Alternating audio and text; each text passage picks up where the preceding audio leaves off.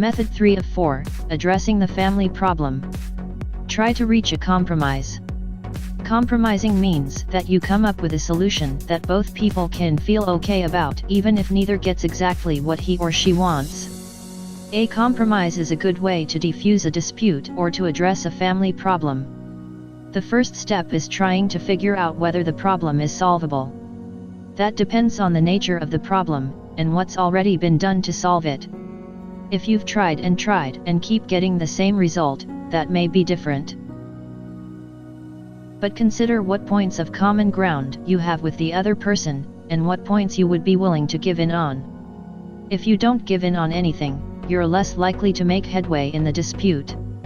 One technique to develop compromise is for both people in the dispute to sit down and draw two circles that relate to the family problem. In the first circle, write down everything you're not willing to compromise on. In the outer circle, write down the areas where you are willing to bend. Then, share the circles. Talk to family members one-on-one. There are some families that don't function well as a group. We've all been in dysfunctional groups where there's a negative dynamic at play. Sometimes, this comes out when everyone's together.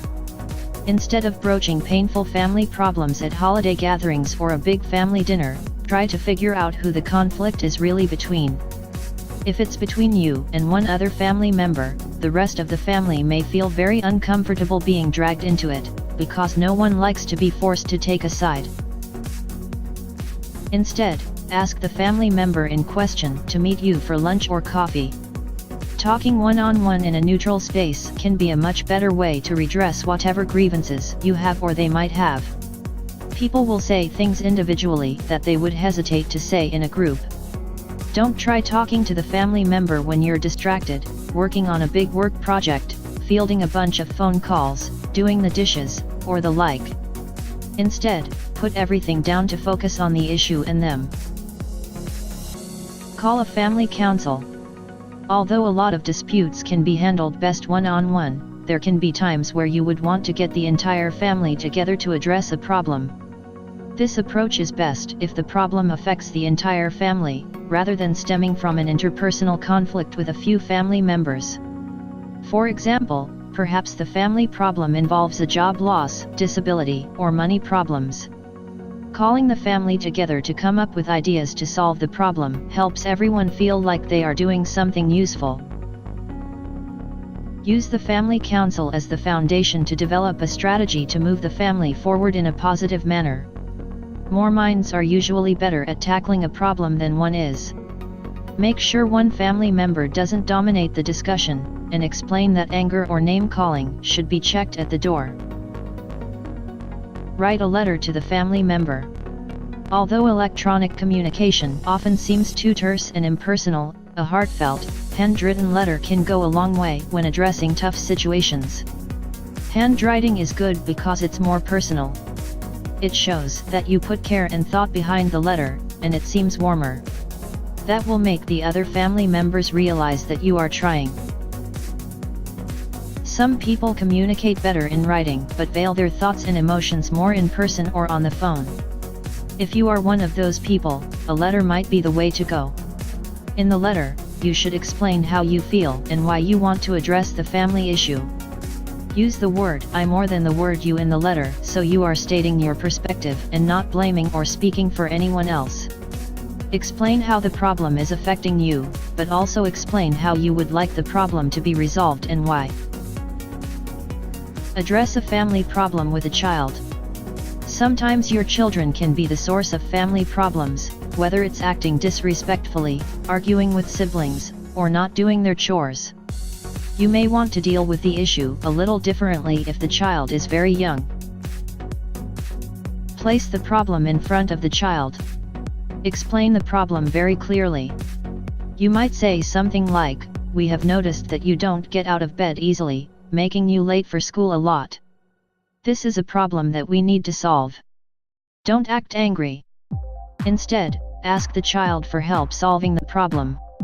Suggest that the child come up with a plan to solve the issue with your help. Give the child positive reinforcement if the child makes progress toward solving the problem. Try to dig out the real reasons for the problem. Is the child hard to wake up because the child is on social media too late, for example? Don't play favorites with children. Let the child know you love the child and that you want to solve the problem because you care about the child and want things to be better. Method 4 of 4, letting go of family problems. Establish boundaries. If family members are toxic, and they are causing harm to you or constant drama in your life, there is nothing wrong with drawing boundaries and setting limits. In fact, this can be a healthy thing to do. The question to ask yourself is whether the family member has brought negatives into your life, draining you emotionally, stealing from you financially, undermining you, or any number of bad behaviors. You have a right to draw boundaries to protect yourself. For example, perhaps you still see the negative family member at family events, and you treat them with respect when you do. However, perhaps you have decided to never visit with them one-on-one or lend them money. This is within your right to do. Explain the boundaries to the family member in a warm and loving manner. However, be firm. Perhaps you can't stay over at a family member's house because fights always occur when you visit, so you will stay at a nearby hotel instead. Know when it's time to step back. There are some family problems that simply cannot be fixed. Some family problems also take time to solve. You may realize it is truly healthier for you to cut the family member out of your life for now, sad as that might be to admit. Some family problems, like grief over a loved one or a parent's inability to accept you for who you are, may not have solutions.